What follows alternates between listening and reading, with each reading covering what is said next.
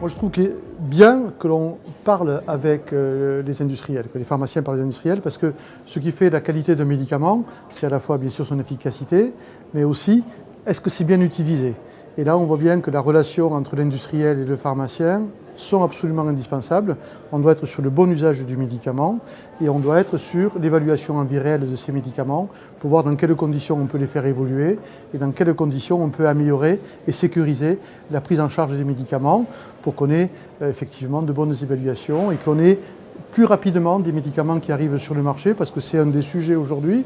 Et si on utilise le réseau pharmaceutique pour voir comment ces médicaments sont utilisés, ça peut apporter de la sécurité, ça peut apporter de l'assurance à la Haute Autorité de Santé, à la NSM, et ça peut renforcer les liens entre les industriels, les médecins et les pharmaciens. Il y a plusieurs types d'évolutions. Il y a le premier recours, quand aujourd'hui on a des médicaments conseil que l'on peut délivrer sans prescription médicale. Là, je pense qu'avec les industriels, il faut qu'on construise un parcours de premier recours. Je n'ai pas besoin de diagnostic médical.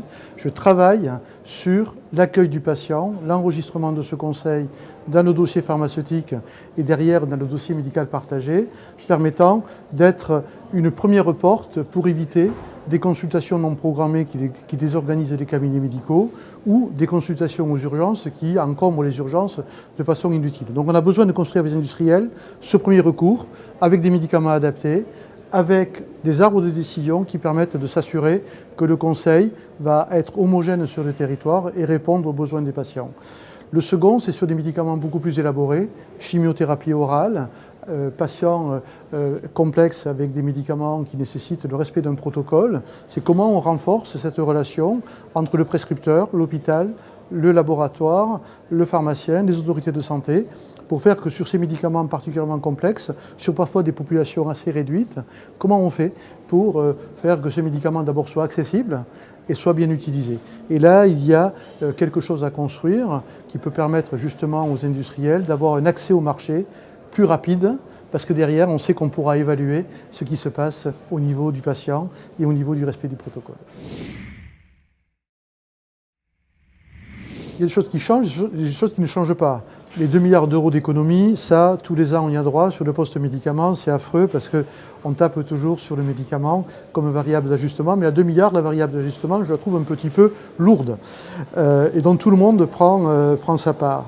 Sur l'évolution, on voit bien qu'on est déjà dans la stratégie du plan Santé 2022. C'est j'organise les territoires. Dans ces territoires, j'organise des parcours de soins.